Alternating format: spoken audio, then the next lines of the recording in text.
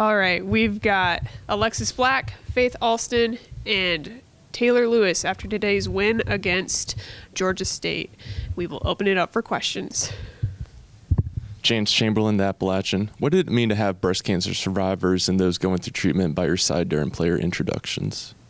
I mean, it means a lot because there's so much more that goes on outside of basketball, and basketball is kind of an outlet for us to escape the real world, but, you know, a lot of people don't really have that outlet, so it's nice for us to be able to wear these jerseys, represent them, and just show that we have their support in the fight. And to me, it was just so personal because my aunt, she had breast cancer, she beat it, so it was just an honor being able to do that, walk them out, and be able to wear fight across the back of our jerseys.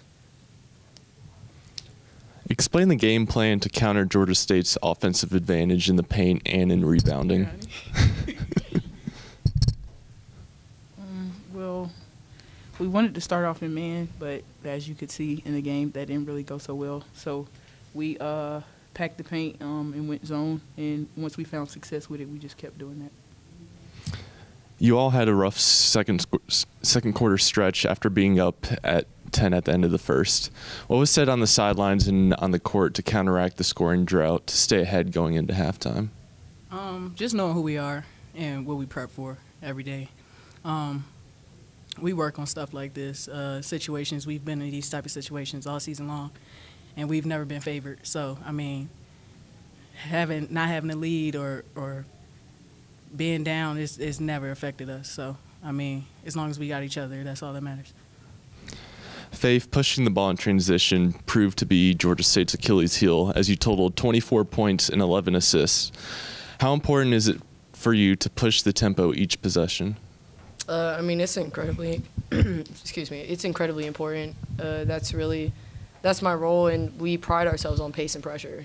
That's what we want to do, and I have the ball in my hands about 95% of the time, so it's kind of my job to be able to do that. And honestly, the faster I push the pace, it not only opens up shots for these guys, but it just makes it easier on us. I mean, you saw what happened when we're able to push the pace exactly like that. We're able to put the amount of points up on the board, and it's a lot more fun when we're playing like that because we're playing together, we're sharing the ball. So, I mean, it's important to the team, and it's also important to me to be able to do that. Hey guys, Zach Smith, High Country Sports. Taylor, 5 for 10 from 3, a big part in you guys coming 1 3-pointer away from the school record. Just talk about your performance today and the work you've put in. Well, I would just say, like, having my teammates having confidence in me has been the big reason why I've been shooting the ball so well these last couple of games. Also, being put in a position to be able to shoot with confidence has been the big thing for me. That's pretty much it. Alexis, you also had a great performance. You've had a couple in a row at a really great time in your schedule. What's the work behind the scenes going into these last 2 performances? Just competing, getting a lot of reps in, shooting the ball. Y'all can see we've been very, very, very efficient shooting a 3-ball. Paint touches are also big in that category. Just assisting the ball, like Faith said, and it's also a confidence piece. In Faith, a double-double, career high in assists. What were you seeing on the floor that just kind of clicked tonight? I mean, I was seeing my teammates. I mean, I have the utmost confidence in my teammates that if I throw them the ball, they're gonna shoot it, and I'm walking away after I throw it like it's gonna go in. I mean, sometimes I throw it to these guys in the corners and Emily Carver in the corner, and I'm already running back because I just figure that it's gonna go in. But I just have incredible confidence in my teammates to. I know if I'm going to throw them the ball, they're gonna do something with it, and what they're going to do with it is going to be great. And I know it looks good in my category because I have the assist, but I only do half the job. I just throw them the ball, they make the shot. So a really convincing win today for you guys. Your shooting, especially these last few games, has really been clicking. What are you guys seeing on the floor? What's the work going into that? Like AB said, just getting a lot of reps. I think last year we kind of struggled with only having like somebody like Emily Carver being able to shoot, but with the rest of the people on the wing being able to step up has been a huge impact for the game.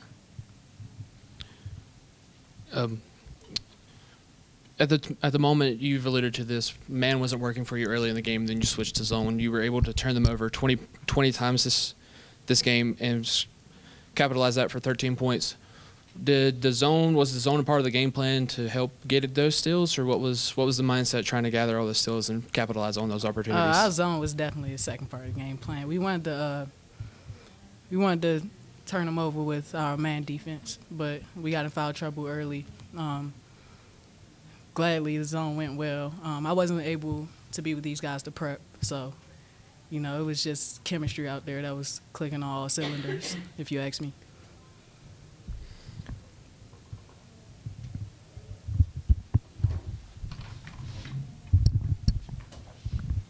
Any further questions? All right. Thank you. Thank you, guys. We've got head coach Angel Elderkin after today's win over Georgia State. Coach, if you want to start with an opening statement. Yeah, I'm really proud about the way that our team responded. You guys were with us Thursday after our game, and it was a lot of possession. So I was really concerned about what Faith talked about. Can we play with our pace and our pressure?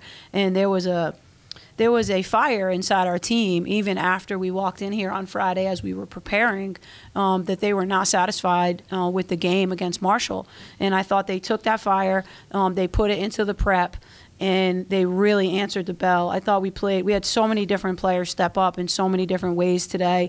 Obviously, you spoke to 3 of them, but Faith, she continues to be that engine for us. Like, her pace today was outstanding. I mean, she just kept running the ball, finding open players, getting us into what we call dominoes, and I feel like that's where our team has taken, like you guys asked about our shooting. I think the reason why we're shooting the ball well is because we're sharing the ball. And one thing that's been a hindrance for us has been our turnovers, so just really proud to finish the game today with 14 turnovers and only have 4 in the second half. We will open it up for questions. Coach Chance Chamberlain from the Appalachian, what does it mean that both teams and fans participated in wearing pink and supporting breast cancer awareness? Yeah, it means a lot. Obviously some people know my story, some people don't, but I am a cancer survivor. And so this game is special to me for so many reasons. And to have the survivors there before the game and to walk out with our players was just a really cool moment. And I tried to talk to our team this morning about cancer and how it affects everybody, in some way, some form. And just using the platform to basketball to remind them that when you are going through a fight, that you don't fight alone. So to see everybody decked out in pink, the Chuckaduck, the High Country Breast Cancer Foundation being here, it's just so near and dear to my heart. And I really think my players answered the call. I said, we got to play today with a bigger purpose, and I thought they did that. Can you speak about the importance of Coach K in the annual Play for K on women's basketball? Yeah, I mean, I was lucky enough as an assistant coach to coach against Coach K.L., and I actually attended her funeral. And it was something that when I was diagnosed, I remember the K.L. Foundation sent me a sign that's in my office. It's like when life kicks you, you kick it forward. And so at that moment, I had to pull from different people like K.L., Debbie Ryan, who I witnessed fight the fight and coach their team. And so I'm just grateful that I had that experience and that I continue to be that and continue to stay healthy. I know this past year I lost a dear friend and Coach Tasha Butts, and so there's just cancer just doesn't, doesn't take a day off, So KL has just been so inspirational to me. Can you talk about Mariah's defensive impact as she forced multiple pickups on the dribble and applied pressure to the Panthers' primary ball handler? Thank you for pointing that out. She was exceptional at the top of our zone. She was 94 feet, guarding the inbound, putting pressure on them, waiting for the rest of her team to get back, and really setting the tone. I thought her defense today was outstanding. And in addition, I took her out, and I was like, let me know. I look at her, I'm like, you're not even tired. But playing the zone isn't the zone without Mariah Frazier, and I appreciate you recognizing her impact because I thought her pressure we call it a pirate, was just exceptional. On the defensive end, whenever your team forced the Panthers to play fast, along with your players playing swarming defense and creating 20 turnovers today, can you talk about the importance of those turnovers? Yeah, we're a team that we want to get out and run, and we want to be disruptive. And so we like to try to generate 12 steals. We didn't get those today, but we did force the turnovers. And so anytime we're forcing a turnover, we're playing like advantage basketball, we're playing in dominoes, and that's when we're at our best. So turning people over and disrupting is really a part of our DNA. Coach Zach Smith, High Country Sports. There late in the game, when you sort of brought in some of your less experienced players, not only did they come in and perform, they didn't allow a single field goal from Georgia State's players. Can you talk about just like what that means to have that sort of production on your bench? Yeah, I was really proud of them, to put them in. They've been sitting there. I wanted to give them an opportunity. I thought the game was further enough away, and I liked the fact that they didn't sulk. They came in and they took the opportunity and they defended, because fourth quarter defense has been something that has really been on my mind, and I don't want to give up that many points, and we've been putting teams to the free throw line. So I thought they did a good job of playing the zone, executing on offense, and just being ready when their number was called. Alexis Black was 4 for 4 from 3. Can you just talk about what you've been seeing from her over these last couple of games? She said it, and I'll say it. She's been efficient. She's been really, really efficient, and she's been really, really confident. She didn't even prepare with us. She was not feeling well. We weren't sure we were going to have her. And the minute she gave us in that end of that second quarter when Georgia State was making the run, I thought she was the player on our team that was like answered the bell with her threes. She even picked up her second foul and said, "Coach, I can do it. I can play with 2." And so I just thought her production, her confidence, and she even said her chemistry with the group is really taken our team from good to great.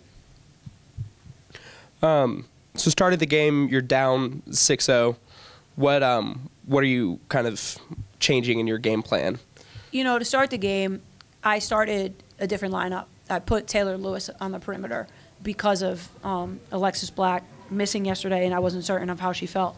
And so I was a little bit uneasy with what it was going to look like, because it's not something that we normally practice and with the day off. But I thought I was like, let them play it out, let them get a feel. I wasn't too upset because our team has been really starting fast. And so once they settled into the game, I felt good. I did not feel good about the second quarter when I called that timeout and they had that 8-3 run.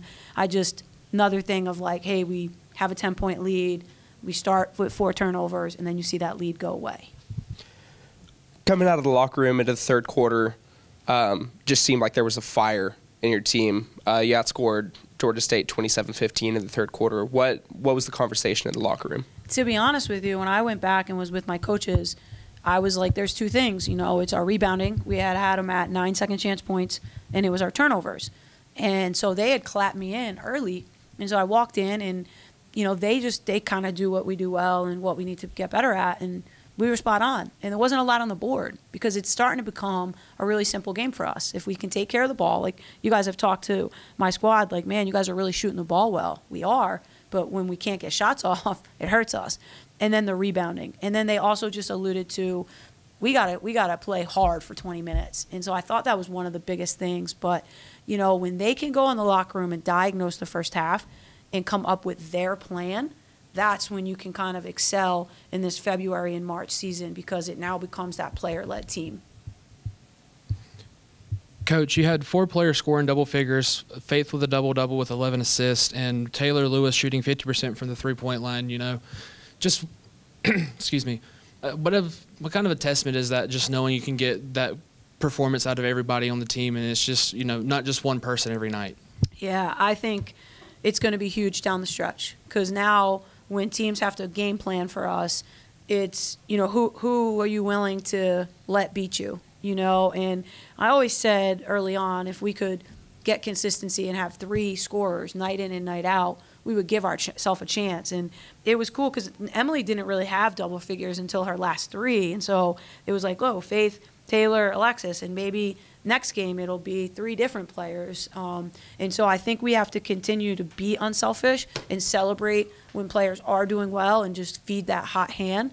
But I think it could make us dangerous heading into the final stretch. This second game in a row where you shot 40% from both the 3-point and from the field, and including a 60% shooting mark in the third quarter. Just what's the game plan? It's just trying to get those open shots and just trying to get your players into good positions to capitalize on those opportunities. Yeah, I keep talking about it, but we talk about a thing called dominoes in our program. And so whether it's we set a ball screen, that first domino falls, we get to the paint, we get them to collapse, we share it. That's just kind of our identity on offense. And I think several weeks ago we went back to it. And so we do it a lot in practice, and it's a real high energy drill. We shoot the ball well, and I just think that our players have a lot of confidence right now. I mean, a lot of shooting is confidence. And so I think it's my job. I say all the time when we get to this time of year, it's legs and hearts. And that's all I've got to continue to talk about with my team and continue to prep them, rest them, and continue to grow them, even though at this point in the game it's tough to continue to get better. But that's what I think I like about our group is you keep seeing a better brand of App State every time we step out on the court. Coach, that's a good Georgia State team. They came in, allowing 66 points a game. You guys scored 93 on them. What was the key for that? I really think it was our pace. I don't know. Obviously we're at home. They traveled. They looked fatigued. And I just think it was our pace that they would score a bucket and you saw them sprinting to get back to get set up. I just think we played at a really high pace, and we obviously shot the ball really, really well. 14 threes. I mean, the men's staff was just walking by me, and they were like, can you give us those 14 threes for tonight? So I just think we got to continue to put our players in position to hit stationary, knockdown, three-point shots. Just one more shout-out for a kind of unheralded player, but Lexi's, 10 minutes of defense. Talk about her. Awesome. I'm so glad. You guys are good, man, today. Bringing up the defense of Mariah. You can't talk about this game without talking about Lexi because she goes in the first quarter, and I met with her on the court. Our kids do a routine. I said, come here. I said, if Rylan picks up a foul, I got to put you in to play the 5 because you're the only one right now that I think can guard number 11. And she was like, okay, I'll do it, because Rylan has been getting in foul trouble. And then we start the game, we give up the points, we're not rebounding. I thought she went in, she guarded, she took an offensive foul, she rebounded the basketball, and she just did her job. Way to be ready as a freshman to do whatever it takes for the team. Thank you for pointing that out because that was huge today. These guys are great, man. Great questions. Really in tune with the game. I love it. Thank you, guys. Any further questions? All right. Thanks, Coach. Thank you. Thanks, guys. I mean it.